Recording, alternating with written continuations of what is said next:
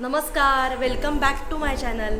आजचा व्लॉग यासाठी आहे की आज मी घरी पावभाजी करणार आहे। मुलांना सुट्टी लागली आहे शाळेला आणि संध्याकाळी काय करायचं हा नेहमीचा प्रश्न असतो।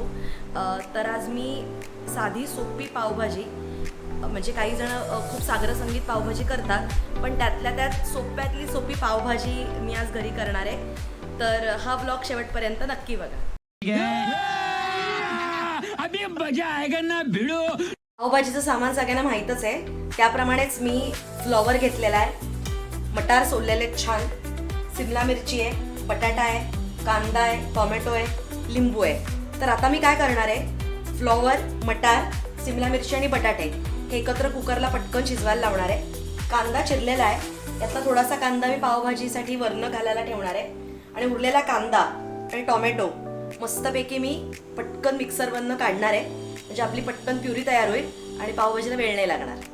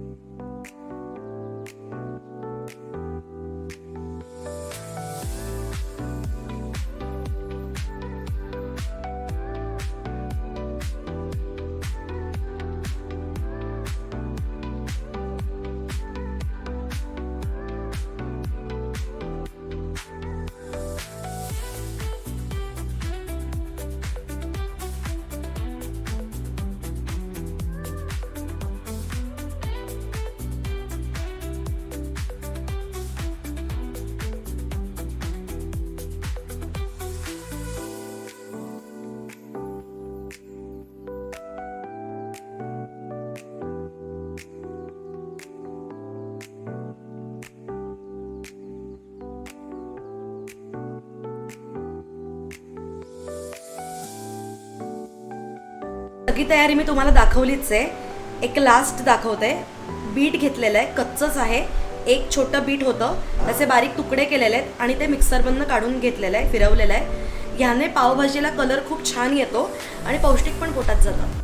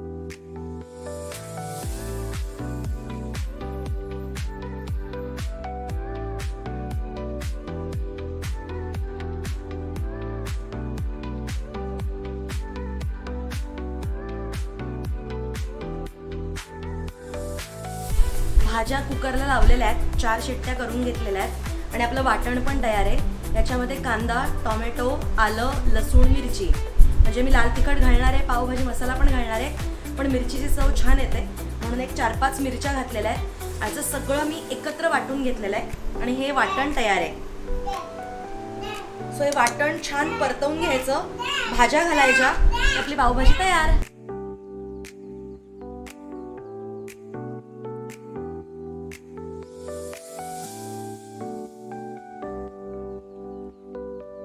थोडंसं जिरं घालते. तेल तापलेलं आहे, जिरं छान फुलू देत. मी जे हे केलेलं वाटण आहे त्याच्यामध्ये कांदा, टोमॅटो, आलं, लसूण, मिरची हे सगळं एकत्र आहे. आता हे मी तेलात घालते आणि छान तेल सुटेपर्यंत आपल्याला ते भाजून घ्यायचं.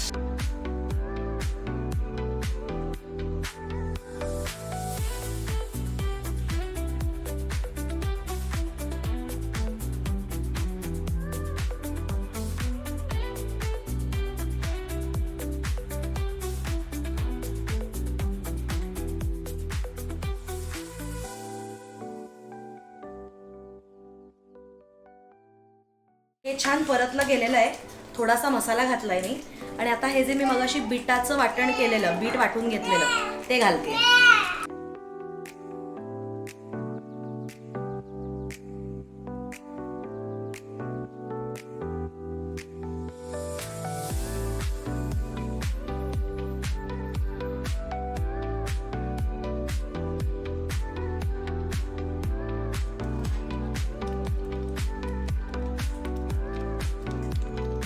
जी घालतीये.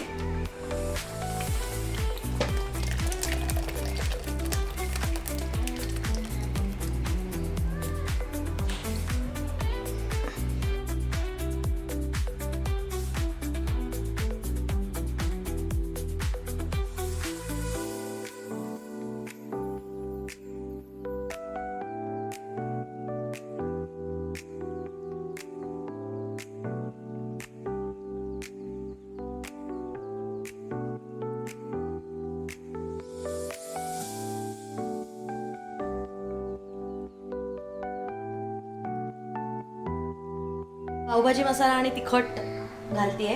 तिखट बेतानेच घालतीये कारण ऑलरेडी मिरची घातलेली आहे. थोडीशी उकळी आली की मीठ, चव घेऊया आणि मग ऍडजस्टमेंट करूया काय वाटतंय.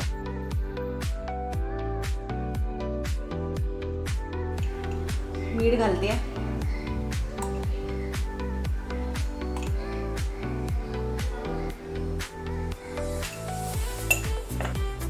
आता ही छान उकळू देत भाजी. सगळं घातलेलं आहे. नंतर आपण चव घेऊया आणि मग बघूया काय कमी जास्त आहे.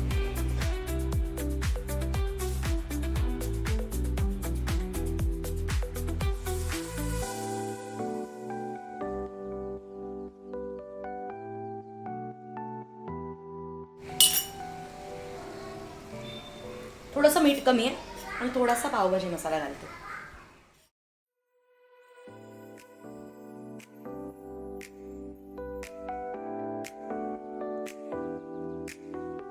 तिखट बरोबर आहे कारण लहान मुलं खाणार आहेत, त्यामुळे तिखट करेक्ट आहे. थोडासा पावभाजी मसाला वाढवते.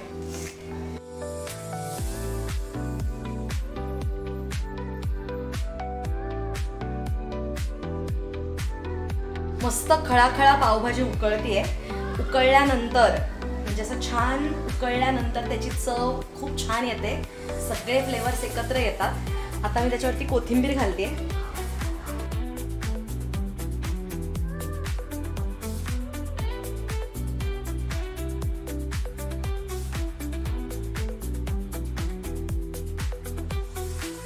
अमूल बटर.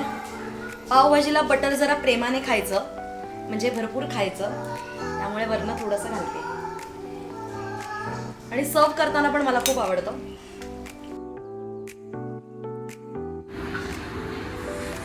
पाव खूप फ्रेश आहेत त्यामुळे फक्त बटर टाकून थोडंसं शेकून घेते.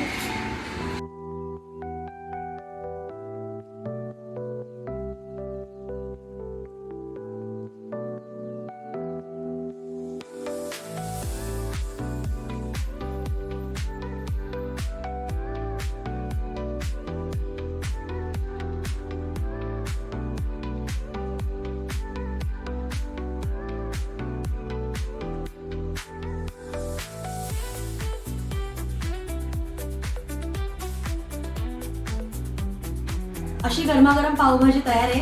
आता मी ती खाती आहे. मगाशी चव बघितलेली अप्रतिम झालेली आहे.